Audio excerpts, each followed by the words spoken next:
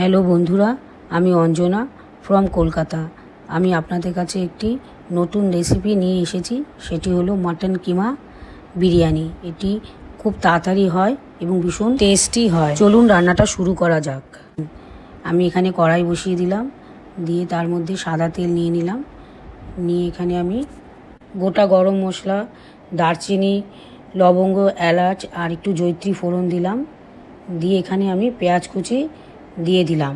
পেঁয়াজ ভাজা হতে হতে ওইদিকে আমরা বিরিয়ানি রাইসটা রেডি করি। তার জন্য এই যে হাঁড়িতে আমি জল নিয়ে নিয়েছি। জলের মধ্যে আমি একটু সাদা তেল, কিছু গোটা গরম মশলা, তারপর এখানে আমি 2 চামচের মতো নুন দিয়ে দিলাম। ফুটতে দেবো। জল ফুটে গেলে তারপর এখানে আমি বিরিয়ানি রাইসটা দিয়ে দিলাম। এখানে আমি ইন্ডিয়া গেট বাসমতি রাইস ব্যবহার করেছি। এদিকে আমার পেঁয়াজটাও খুব ভালো করে ভাজা হয়ে গেছে। এবার এখানে আমি আদা, রসুন, কাঁচা লঙ্কা বেটে রেখেছিলাম, সেটাও দিয়ে দিলাম। এবার আমি ভালো করে সব কষতে থাকবো মশলাগুলো। এবার এখানে আমি হলুদ গুঁড়ো দিয়ে দিলাম, তারপর আমি একটুখানি জিরের গুঁড়ো দেবো। এরপর এখানে আমি স্বাদ মতো নুন দিয়ে দেবো। নুন দিয়ে ভালো করে নাড়াচাড়া করে এখানে আমি কাশ্মীরি রেড চিলি পাউডারটাও দিয়ে দিলাম। এটা দিয়েও আমি খুব ভালো করে মশলার সাথে মিশিয়ে নেব। তারপর এখানে আমি পরিমাণ মতো বিরিয়ানি মশলা দিয়ে দেব। বিরিয়ানি মশলাটা দেওয়ার পরও আমি খুব ভালো করে মিশিয়ে নিয়ে এখানে আমি 2 চামচ ফেটিয়ে রেখেছিলাম দই, সেই টক দইটাও দিয়ে দিলাম।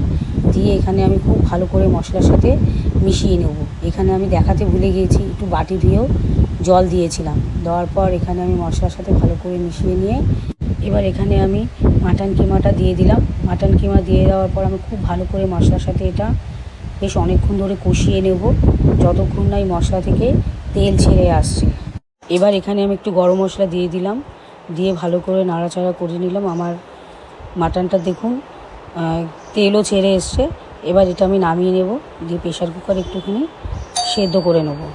এবার আমি রাইসটা যে পাত্রে দমে বসাবো তার মধ্যে আমি অনেকটা ঘি নিলাম, নিয়ে সারা পাত্রটির মধ্যে ঘিটা মাখিয়ে নিলাম। এবার দেখুন এখানে আমার মাটনটাও রেডি হয়ে গেছে এবং রাইসটাও রেডি হয়ে গিয়েছে। এবার চলুন বিরিয়ানির লেয়ারিংটা শুরু করি। তার জন্য এখানে আমি পাত্রের মধ্যে প্রথমে বেশ খানিকটা কিমা নিয়ে চারিদিকটা ছড়িয়ে দিলাম। তারপর ভাতের লেয়ারিংটা করছি। এর জন্য এখানে আমি অনেকটা পরিমাণে ভাত আমি এই কিমার উপরে নিয়ে নিলাম। এখানে আমি দুধের মধ্যে একটুখানি কেশর, মিঠা আতর, কেওড়া জল আর গোলাপ জল দিয়ে রেডি করে রেখেছিলাম, সেটাই চারিদিকে ছড়িয়ে দিলাম। তারপর এখানে একটু বিরিয়ানি মশলা দিয়ে দিলাম, তারপর অল্প একটু নুন দিলাম। দিয়ে এখানে আগে থেকে সিদ্ধ করে ভেজে রাখা আলু, যেটা আমি দেখাইনি, সেটাও পরপর দিয়ে দিলাম। এবার আমি আবারও এর উপর মাটন কিমার আরেকটা লেয়ার করে নিলাম। এরপর আমি বাদবাকি ভাতটাও এর উপরে লেয়ার করে দিলাম। তারপর সেম প্রসেস, আগে যেরকম এর ওপরে আমি কেশর দুধটা আবার ছড়িয়ে দিলাম। তারপর বাদবাকি যেই কিমাটা ছিল সেটাও এর ওপর আমি দিয়ে দিলাম। তারপর এর ওপরে আমি একটু বিরিয়ানি মশলা ছড়িয়ে দিলাম এবং সামান্য পরিমাণ একটু নুনও ছড়িয়ে দিলাম। এবার আমি একটি ফয়েল প্যাক দিয়ে এটাকে র্যাপ করে নিলাম দমে বসানোর জন্য। আমি এখানে আটা দিলাম না, আটা দিয়ে মুখ বন্ধ না করে আমি ফয়েল প্যাকটাই দিলাম। এখানে গ্যাসের মধ্যে আমি একটা প্যান বসিয়ে দিলাম। এই প্যানের উপরেই আমি বিরিয়ানিটা দমে বসাবো।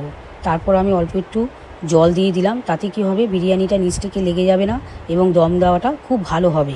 আমি প্রায় 15 মিনিট বিরিয়ানিটা দমে বসিয়েছিলাম। এবার আমার বিরিয়ানি একদম রেডি। এই যে বিরিয়ানিটা এবার এখানে নামিয়ে নিলাম। এবার বিরিয়ানিটা আমার একদম রেডি।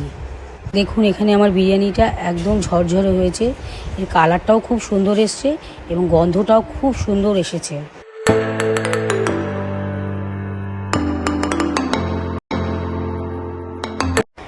বিরিয়ানিটা খেতেও ভীষণ ভালো হয়েছিল। তো আপনারা সবাই এভাবে একবার বাড়িতে বানাবেন, বানিয়ে আমাকে কমেন্টে অবশ্যই জানাবেন যে কেমন লাগলো আপনাদের। আমার এই বিরিয়ানির ভিডিওটা যদি আপনাদের ভালো লেগে থাকে তাহলে প্লিজ একটা লাইক, শেয়ার অ্যান্ড সাবস্ক্রাইব করে দেবেন।